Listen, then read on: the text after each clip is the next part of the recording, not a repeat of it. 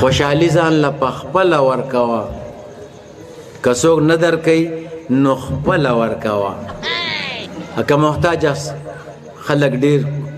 انصاف وکړه هر محتاج له بې بدله ورکوه او داسې نه چې یو ځل ورکوي بیا قلار شي د خیر کار دی څو